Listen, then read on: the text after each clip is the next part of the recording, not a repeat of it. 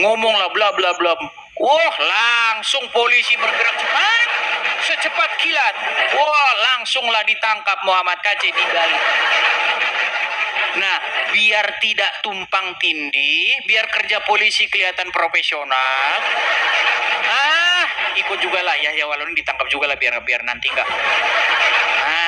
Polisi kan kayak gitu kerjanya bang. Nah, Yahya Waloni ditangkap juga, sama-sama sidang lah kan. Sama-sama dua-duanya diputuskan menista agama. Tahu abang ponisnya? Ponisnya tahu? Berapa? Muhammad KC, Yahya Waloni diponis 6 bulan penjara. Dia sudah diundang podcast di Deddy Kobuser 6 bulan bang. 6 bulan. Bahkan beberapa bulan dijalani dia sudah bebas dan dia sudah bikin podcast. Dan dia sambil terseduh-seduh bilang, saya menyesal, kata. Justru di dalam penjara yang nyuciin baju saya itu orang Kristen, saking baiknya. Dia bilang begitu. Itu kata Yahya Waloni. Sementara Muhammad KC yang sama-sama juga, ya sama-sama ditentukan menista agama. Tahu abang ponisnya berapa? Berapa? 25 kali lipat lebih berat. 10 tahun bang, 10 tahun. Bayangkan bang, luar biasa bang, luar biasa.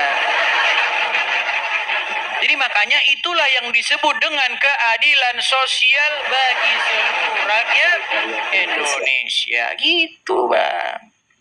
Kasihan Bang Edis. Ya itulah, kita mau bagaimana bang. Makanya saya sudah mikirkan ini. Saya ini ya sebagai seorang Kristen yang peduli ya dengan begitu maraknya orang-orang Islam yang seperti Yahya Waloni dan kawan-kawan ini. Ya sudahlah. Apa yang saya punya nggak apa-apa lah, saya relakan, saya tinggalkan. Saya tinggalkan, Bang. Anda tahu berapa yang mencari-cari saya, Bang? Yang inbox saya habis ini, waduh, Bang, jangan ditanya. Awas kamu kalau ketemu saya ya, demi Allah. Gitu, Bang. Nah, itu yang pantas dicaci, Bang, itu. Yang inbox Abang itu dicaci gitu. Jadi sebenarnya maksud saya itu begini loh, diskusi aja gitu loh. Iya. Nah, iya, Anda boleh ngomong kok, jangan kau menuhankan Yesus. Ya saya boleh ngomong lah, jangan kau tuhankan Muhammad. Gitu loh. Karena dalam perspektif saya, ini perspektif saya nih. Kalian itu menuhankan Muhammad. Nah, nanti bilang penistaan. Kalau Anda bilang saya menuhankan Yesus dan kau bilang jangan tuhankan Yesus, namanya bukan penistaan. Kalau saya bilang dalam perspektif saya Anda menuhankan Muhammad, jangan menuhankan Muhammad, masa penistaan? Bukankah orang Islam berseru-seru, Muhammadku, Muhammadku, dengarlah seruanku, berseru-seru kepada Muhammad. Giliran kami orang Kristen di gereja berseru-seru, ya Yesus, ya Yesus, ya Yesus. Ada orang Islam lewat, orang Kristen lagi nyembah Yesus. Jangan berisik, mereka lagi di gereja itu lagi nyembah Yesus. Karena kami berseru-seru, ya Yesus, ya Yesus. Sementara orang Islam gelar tikar di jalan, nutup jalan, ngomong Muhammadku, Muhammadku, dengarlah seruanku, berseru-seru kepada Muhammad. Tapi dibilang menuhankan Muhammad, nggak terima. Gitu loh Bang. Ya kan? Iya Bang. Ya itu. Oke. Giliran saya Bang ya. Ya silakan Bang, silakan tanggapannya. Iya sih Bang, kalau tanggapan saya memang saya juga sedikit sepakat dengan Bang Edis. Itu berkali-kali saya katakan tuh, kalau katakanlah perbuatan orang sesama Islam ya, yang mengatakan itu sangat masih di dalam hadis Syaikh Rosid itu ya. Kenapa tidak dikejar gitu? Kenapa tidak bilang itu penistaan gitu? Penghinaan gitu. Kan orang Islam yang ngomong Bang. Bang Edi sekarang yang mengatakan begitu, wah, padamu marah. Mau diapain Bang Edisnya, heran saya. Ini yang membuat saya kiai-kiai pada ngorok, yang ngaku-ngaku ulama pada bobo, nggak tahu makan apa, nggak tahu gitu. Nah itu sih memang sedikit di sini namanya itu kalau orang Islam ini memang kadang-kadang Tutup pagarnya. itulah. Tapi anda Muslim sendiri, tapi anda Muslim loh bang. Nanti banyak yang inbox anda. Di mana alamatmu? Halal darah gimana nanti kalau ada yang bilang begitu bang? Biarin aja, kalau memang halal baginya ya halal juga bagiku dia gitu kan. Biarin aja, nggak peduli saya bang. Memang ini fakta yang kita lihat di Indonesia bang. Saya hidup di Tapi sebelah barat. ini ya, kok apa namanya konfirmasi dulu. Abang Muslim kan? Alhamdulillah saya Muslim. Muslim. Abang ini Muslim kok. Gitu. Gitu loh. Saya Muslim. Di barat rumah saya bang, orang Hindu. Di depan saya orang Kristen. Saya hidup gitu. Saya hidup aman. Harusnya damai, kayak cinta. begitu bang. Harusnya begitu. Kalau orang Islam berhenti ngomongin agama Kristen. Sebenarnya bacot-bacot yang menghina agama orang lain ini sebenarnya, mohon maaf bang ya, tapi saya nggak tahu lah siapa yang duluan gitu. Tapi biar ya untung aja lah ada bang di sini yang membela-bela atau bagaimana. Kalau nggak ada dong nanti dihujat-hujat juga gitu, kasihan juga dan nah gitu sih bang gitu. Jadi saya pingin ngelihatnya jangan pilih kasih ustaz-ustaz kita, ulama-ulama kita. Ketika ada saudara kita yang Islam menghujat, menghina, diam gitu. Ketika saudara kita yang Kristen menghujat, oh marahnya takbir. Nah, itu dia bang. Bahkan nggak menghujat bang, bahkan tidak menghujat aja itu orang Islam marah bang. Contoh, ini kejadian lagi bang, karena abang kan banyak nggak taunya tentang kasus-kasus seperti ini. Saya kasih tahu. Ini kejadian yang sudah lama. Dulu kalau abang tahu namanya Arswendo, tahu Arswendo? Enggak tahu bang. Tidak tahu lagi. Waduh. Jadi Arswendo itu dia dulu punya yang namanya, dia itu salah satu pemimpin atau pemimpin redaksi atau apa gitulah ya di salah satu tabloid, namanya itu Monitor pada zaman dulu sekitar tahun 60 sekian begitulah, tahun berapa gitu ya, lupa tahunnya, pokoknya zamannya Soeharto lah ya. Nah Arswendo pada waktu itu dia itu buka polling tentang siapakah tokoh favorit Anda katanya. Sederhana loh bang, pollingnya itu cuman siapa yang paling kamu senengin. Nah, bagilah kartu-kartu polling begitu ya. Nah, terkumpullah pollingnya ini semua, terkumpul, lalu dirinci lah di situ bang. Ternyata tokoh favorit pertama itu masuknya, misalnya Soeharto, begitu ya. Lalu ini, lalu siapa, lalu nama Arswendo. Nah di bawahnya Arswendo itu Muhammad bang. Nomor 24 di bawah. Tahu nggak apa ya abang yang terjadi? Wah ngamuk bang orang Islam bang. Wah itu kejadian nyata bang, nyata. Ngamuk orang Islam, ngamuk demo ya, di demo itu kantor majalah monitor itu namanya apa itu. Ngamuk, akhirnya Arswendo di penjara 5 tahun bang. Ngeri bang. Ngeri. Benar. Makanya orang Islam ini kan nggak ngaca di belakang itu ada kaca gede itu. Ngaca di situ tuh, lihat ke bagaimana kelakuan orang Islam. Gitu loh. Jadi makanya saya bilang bang, kita ini kalau Anda boleh bahas agama kami, maka kami itu punya hak yang sama untuk menjawab dan bahkan membalikkan kepada Anda. Gitu baru enak kita bernegara. Jangan Anda saja yang enak-enakan bahas agama orang lain. Dikawal-kawal oleh polisi segala, disediakan fasilitas, dikasih stadionnya dan lain sebagainya, bang. Ini apa namanya ya, sudah terjadi terus-menerus teman-teman.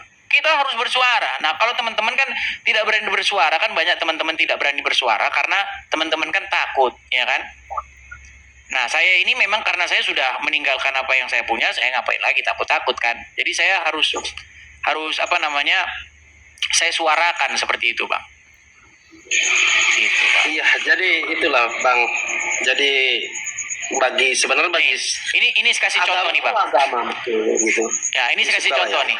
Ini bagaimana ketika orang Islam ya membahas agama orang Kristen nih.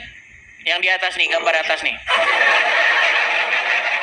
Waktu bahas Kristen, nah disambut wapres. Nah, kalau nyenggol Islam dikit, wah cium tangan wapres. cium tangan mantan wapres. Nah, itulah faktanya, Bang. Ya kan? Ini waktu Zakir Naik datang ke Indonesia 2017, ya, di mana Anda bisa lihat, cek ya bagaimana ceramah-ceramahnya ya. Dia didatangi antar kampus ke kampus, ya kan, dia di Bekasi, di mana, keliling Indonesia dia, ya. Nah, ini Pak Gilbert Lumendong, pendeta senior seluruh Indonesia kenal lah, orang Kristen pasti tahu, ya kan? Cium tangan, Bang, cium tangan. Itulah, Bang. Kalau nggak cium tangan, penistaan agama, Bang. Gitu. Itulah, Bang, ya. Jadi intinya saya mau sampaikan itu. Gimana, Bang? Hati-hati aja, Bang. Nanti malah kena delit-delit nanti. Penistaan agama lagi. Loh, saya malah bilang, kalau ada yang saya katakan merupakan fitnah, saya sangat menunggu laporan Anda di Mabes Polri. Saya tunggu. Saya yang bilang bahwa orang Islam bebas ngomong agama Kristen. Contohnya apa? Contohnya Zakir Naik. Di situ ada organisasi Islam, ada MUI, ada Wapres yang sebagai ketua Dewan Masjid, ada kepolisian negara Republik Indonesia itu hadir di situ. Mabes Polri, kepolisian negara Republik Indonesia hadir di tengah-tengah orang yang membahas agama orang lain. Gitu loh, Bang. Ada seorang ulama namanya Jakar Turun, bahas agama orang lain, ya kan? Di dalam Bible ini Yesus tidak disalibkan. Menurut Bible ini saya akan membuktikan bahwasanya Yesus seorang Muslim. Wah, orang Islamnya langsung teriak, Allahu Akbar. Ada videonya, ada saya. Siap saya bawakan videonya. Itu Pak Zakir Naik di Indonesia, Bang Edisnya di mana? Di Indonesia? Nonton, kan disiarkan di YouTube, Bang. Enggak, maksudnya ya benar. Maksudnya kenapa nggak di situ gitu? Masalahnya begini, Bang. Masalahnya begini. Saya tidak level menghadapi Jakar Turun. Karena Jakar Turun kalau ngomong bahasa Inggris, kepala saya pusing, Bang. Iya, soalnya dia ngomong bahasa Inggrisnya ngomongnya aja. Pusing kepala saya dia ngomongnya, Bang. Saya nggak ngerti dia ngomong apa, gitu loh. Gitu, Bang. Seandainya dia bahasa Inggrisnya lurus, mungkin saya akan menghadapi dia gitu. Masalahnya dia bahasa Inggrisnya macam ular yang kejepit pintu dapur gitu, Bang. Bang. Ya. Jadi kita Bhinneka Tunggal Ika aja, Bang. Tapi boleh nggak, Bang, ini saya bertanya tentang keimanannya, keagamaan. Silakan. Silakan, Bang. Silakan. Abang Edis percaya kan kalau Yesus itu Tuhan kan? Ya. Sebagaimana Anda percaya bahwa sesungguhnya Muhammad itu adalah Tuhan Anda. Kalau Yesus itu Tuhan, Bang, yang disalib itu beneran, Bang? Bener ya, Bang? Ini benar, saya bertanya dari hati, Bang, bukan semata-mata menghujah atau bagaimana. Ini tulus gitu. Saya ingin tahu gitu. Ya, jadi kenapa yang disalib itu kan Yesus, Bang ya? Kenapa Tuhan bisa disalib? Kan sakit, maksudnya sakit gitu. Yang nggak bisa disalib itu batu, Bang. Batu, terus yang nggak ada hayalan. Nah, itu nggak bisa disalibkan, Bang. Tapi kalau roh Tuhan atau Tuhan, itu bisa disalibkan. Bahkan diracun bisa. Contohnya adalah Muhammad. Begitu. Iya. Masalahnya kan banyak orang tidak tahu. Gini loh, Bang. Ketika kita baca Bible atau Al-Quran, kedua buku ini tuh tidak ditulis dalam bahasa Indonesia. Nah, banyak orang ngomong Tuhan tapi nggak tahu Tuhan tuh apa. Nah, Tuhan tuh kan bahasa Indonesia. Di dalam Al-Quran nggak ada Tuhan. Orang Al-Quran aja bahasa Arab, Tuhan bahasa Indonesia. Di dalam Bible juga nggak ada Tuhan itu, Bang. Orang Bible itu bukan bahasa Indonesia. Di dalam Bible itu kata yang diterjemahkan sebagai Tuhan itu adalah kurios. Nah, di dalam Al-Quran kata yang diterjemahkan sebagai Tuhan itu adalah Rob. Rob di dalam Al-Quran itu manusia, Bang. Manusia di dalam Al-Quran itu ada Rob, manusia. Di dalam Bible juga kurios itu juga manusia. Nah, tergantung kurios itu dikasih kemana dulu. Rob itu juga dikasih kemana dulu, begitu. Kejauhan bang. Iya, Jadi- kejauhan Bang, karena masalahnya Bang tidak mengerti definisi sebuah kata. Jadi gini Bang, biar saya kasih tahu Bang ya. Jadi kata Tuhan itu maknanya itu adalah Tuan atau yang kepadanya Anda itu mengabdikan diri atau menaklukkan diri. Nah, lalu pertanyaannya, kalau begitu apakah Tuhan itu bisa disalibkan? Nah, kalau kata Abang kata Tuhan itu Anda rujuk kepada yang mengutus Yesus, Bapa yang mengutus Yesus, jawabannya enggak. Orang Bapa itu tidak berwujud daging, ya kan? Tetapi kalau kata Tuhan itu Anda rujuk kepada Yesus yang datang sebagai manusia, jawabannya jelas bisa. Nah, sementara di dalam agama Anda, Muhammad itu juga adalah Rob, adalah Tuan atau Tuhan yang kepadanya Anda menaklukkan diri, mengikuti apa yang dikatakan dia.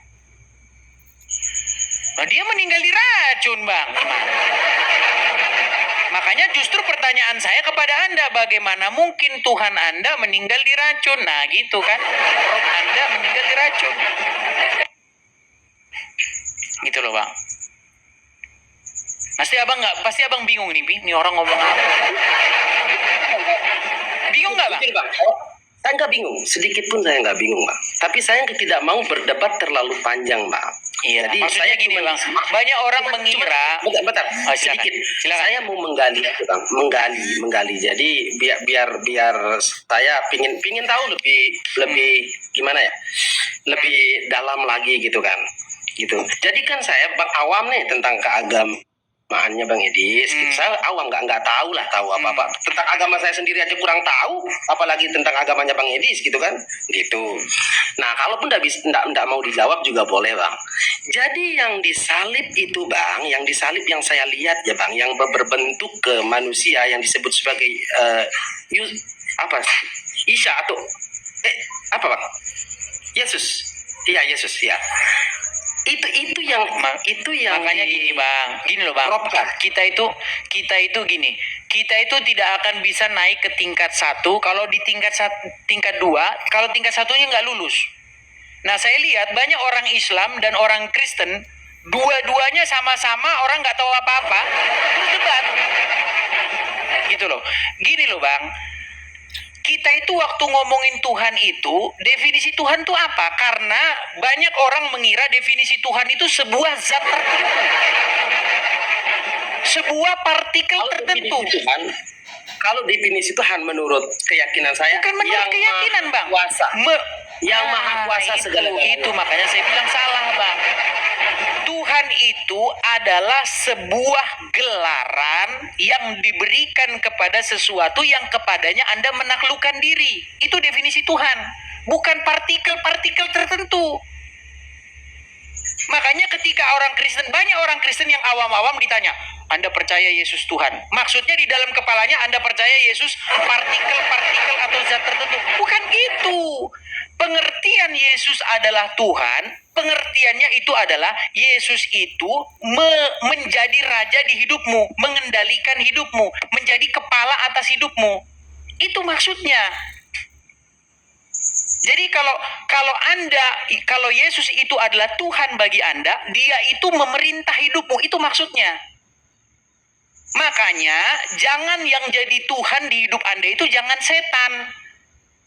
Kalau setan jadi Tuhan di hidup Anda, artinya setan itu merajai hidup Anda. Dia menaklukkan diri Anda, dia menjadi kepala atau menjadi sosok yang mengontrol diri Anda. Itu makna Tuhan tuh kayak begitu, Bang. Bukan partikel-partikel tertentu, bukan. Gitu loh. Ya, saya sih sorry aja Bang ya, mungkin terlalu sana pertanyaan saya sama Abang gitu. Tapi kembali lagi Bang, bukan tidak ada niat atau apapun untuk mungkin menghina, mungkin tidak ada. Sebenarnya saya ingin tahu aja sih Bang, gitu doang sih.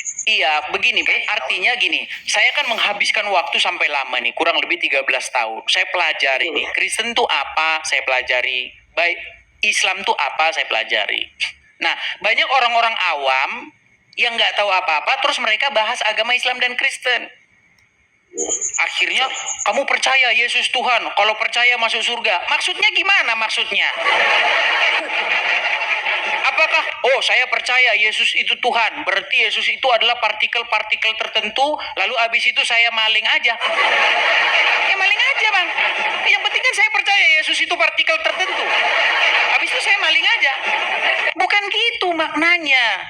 Kalau Anda menerima dia sebagai Tuhan, ya Tuhan atau Tuan, kurios itu bahasa aslinya, maka Anda itu menjadikan Yesus itu kepala, menjadi yang memerintah mengendalikan Anda. Bagaimana caranya Yesus menjadi kepala, memerintah hidup kita? Orang kita tidak lihat Yesus sekarang. Nah, caranya dengan menerima roh yang diutusnya, namanya Roh Kudus. Nah, Roh Kudus itu ketika memerintah di dalam hidup kita, menjadi Tuan atau Tuhan, atau kurios, nah artinya kita melakukan sesuatu berdasarkan kemauan dari Roh Kudus itu. Makanya ada sebuah lagu, tiap langkahku diatur oleh Tuhan. Bagaimana Tuhan itu mengatur langkah kita? Apakah dia pegang-pegang topang-topang kita? Kan enggak. Rohnya, dengan perantaraan rohnya yang tinggal di hati kita. Nah, roh dia itulah yang menuntun langkah-langkah kita. Itu maknanya Yesus jadi Tuhan itu. Bukan saya percaya bahwa Yesus itu partikel. Bukan gitu maknanya. Nah, banyak orang nggak ngerti itu gitu loh, Bang. Terima kasih Bang jawabannya ya. Nah, jadi maksudnya ketika Yesus itu datang, dia itu adalah sang firman dari Bapa itu. Bapa itu menyatakan bahwa dia itu ada dengan firman-Nya. Datang dia ke dunia dalam rupa manusia. Begitu. Nah, maka sang firman itu harus kita ikuti. Kita harus menaklukkan diri kepada sang firman itu. Nah, bukan menaklukkan diri ke Muhammad masalahnya. Umat muslim itu menaklukkan dirinya ke Muhammad. Ngikutin apa kata Muhammad. Akhirnya apa? Akhirnya berangkat ke Arab. Lempar-lempar batu, cium-cium batu. Putar-putar batu gitu loh Bang. Makanya saya bilang Bang. Makanya saya mengundang Abang ini. Ayo kita menaklukkan diri kepada sang firman itu. Pengejawantahan dari Bapa itu gitu loh Bang. Pengejawantahan dari dia. Makanya Yesus berkata, barang siapa yang melihat aku, ia telah melihat dia yang mengutus aku. Begitu Bang. Makanya Yesus menjadi, ketika Yesus taat sampai mati, justru itu kemenangannya. Di mata orang-orang yang memusuhi Yesus itu kekalahan, tapi di mata Bapa itu kemenangan dia. Kemenangan Yesus itu adalah ketaatannya sampai mati kepada Bapa. Kepada Bapa. Iya, ketaatan Yesus sampai mati itulah kemenangan Yesus. Nah, orang kita Kristen, saya Kristen, orang-orang Kristen itu seperti itu. Kalau kita taat sampai mati kepada Sang Firman itu, di situ kemenangan kita. Maka kita akan diberikan hidup yang kekal. Seperti itu. Seperti Yesus bangkit masuk kepada hidup yang kekal, seperti itu juga kami akan masuk kepada hidup yang kekal ketika kami taat sampai mati kepada Sang Firman itu, kepada Bapa. Gitu, Bang. Stop sampai di situ, Bang. Sang Firman itu siapa, Bang? Yesus. Yang dimaksud dengan Sang Firman Yesus. yang menjadi manusia itu adalah Yesus. Seperti itu. Nah, jadi kami itu harus taat sampai mati. Sebagaimana Yesus juga taat kepada Bapa sampai mati. Taat sampai mati. Nah, sekarang begini. Di dalam Kristen, kebangkitan itu adalah sebuah realita. Bukan omong kosong, karena Yesus sendiri bangkit. Dan itu disaksikan oleh murid-muridnya. Makanya inti daripada kekristenan itu adalah kebangkitan Yesus itu. Nah, ketika Yesus bangkit, ya kan, dia bilang kepada murid-muridnya, kamu semua ini saksi dari semua ini. Kamu udah lihat kan? Udah lihat raba, daging dan bangkit. Nah, ketika murid-murid tahu, diutuslah oleh Yesus. Kamu semuanya adalah saksi. Saksiku, mulai dari Yerusalem, Samaria, sampai ke ujung-ujung bumi. Makanya bang, kebangkitan itu hanya ada dalam Kristen. Di Islam belum ada kebangkitan bang. Sampai hari ini yang diikutin orang Islam masih ada di dalam kubur.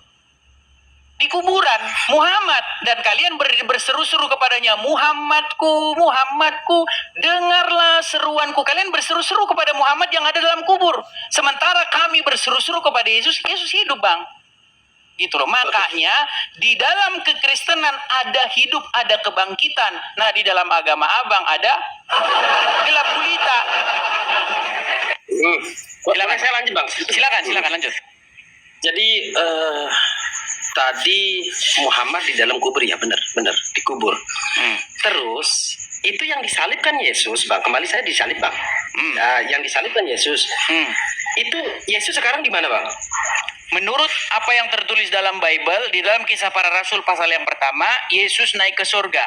Malaikat yang berkata kepada orang yang menyaksikan Yesus naik ke surga itu bilang begini, hai orang-orang Galilea, mengapa kamu melihat ke langit? Yesus ini yang terangkat ke surga akan datang kembali dengan cara yang sama seperti kamu melihat dia naik ke surga. Jadi Yesus naik ke surga, dan dia akan datang kembali nanti untuk kali yang kedua. Seperti itu. Iya. Berarti Yesus nggak dikubur bang? Nggak dikubur. Dimakamkan, tapi makamnya itu tidak dimasukin dalam tanah. Kalau kita kan mati ditanam, ya kan? Waktu orang-orang Yahudi, mereka itu tidak ditanam dalam tanah, tapi dimasukkan dalam goa. Nah, Yesus dikuburkan 3 hari, tapi bukan ditanam, tapi dimasukkan saja dalam goa seperti itu, dibalsem. Karena mereka, kalau ada orang-orang besar, mereka itu memumikan orang. Karena mereka ini dulu orang Mesir. Orang-orang Yahudi dulunya masa lalu mereka itu di Mesir, dan mereka tercampur oleh budaya Mesir itu. Ketika ada orang-orang penting, mereka dimumikan. Jadi Yesus itu juga dimumi. Tapi pada hari yang ketiga dia bangkit. Oh, pada hari ketiga ya bangkit. Iya, pada hari yang ketiga dia bangkit. Katanya di surga tapi dikubur, tapi 3 hari bangkit gitu. Ya udah. Ya, jadi begini, ketika Yesus disalibkan, kemudian wafat, kemudian mayatnya dimakamkan di sebuah kubur, tapi kuburnya itu bukan ditanam pakai tanah, tapi dimasukkan saja ke dalam gua begitu. Lalu pada hari yang ketiga dia bangkit, dan banyak di antara murid-muridnya tidak percaya. Dan mereka mendapati kubur itu kosong, tapi Yesus menampakkan diri kepada 500 orang lebih. Seperti itu. Ya, jadi terima kasih Bang Edis. Jadi saudara-saudara saya yang Kristen, bukan berarti ada maksud begitu. Memang saya benar-benar tidak tahu gitu. Jadi saya mempertanyakan gitu. Jadi bukan mau maksud tujuannya mau debat atau bagaimana. Jadi banyak gini Bang, yang saya ingatkan itu hanya begini, orang-orang awam tuh begini. Apakah Allah itu Tuhan? Nah, di benaknya orang-orang itu, di pikiran dia itu Allah itu adalah zat partikel-partikel tertentu. Artinya makna dari Allah itu Tuhan adalah Allah partikel-partikel tertentu yang tidak berwujud, tidak disamakan oleh apapun, kan gitu. Lalu kalau paham begitu masuk surga. Sebenarnya esensinya bukan itu juga kok Bang dalam Islam Bang. Apa sih esensi dari Allah itu adalah Tuhan Anda? Esensinya adalah Anda itu menaklukkan diri kepada Dia. Itu esensinya Bang. Betul, sepakat. Iya, betul. Cuman banyak orang Islam yang Allah adalah Tuhan, berarti di kepalanya Allah itu adalah partikel atau zat tertentu yang tidak berwujud, tidak beranak, tidak diperanakan, tidak disamakan dengan apapun. Nah, kalau udah paham begitu, maka lanjut korupsi, masuk surga. Ya bukan gitu juga lah. Esensi dari sesuatu sebagai Tuhan Anda itu artinya Anda menaklukkan diri kepadanya, gitu loh. Itu. Ya mudah-mudahan Abang ngerti lah. Kalau nggak ngerti juga ya saya nanti guling-guling pasir. Ya udah Bang, terima kasih Bang. Oke, sama-sama Bang. Sama-sama ya.